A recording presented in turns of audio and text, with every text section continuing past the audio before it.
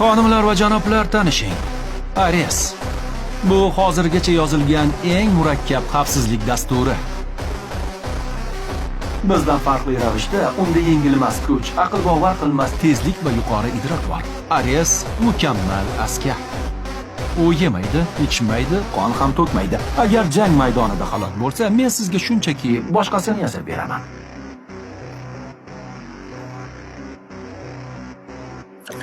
Yevani tutishga 29 daqiqangiz bor.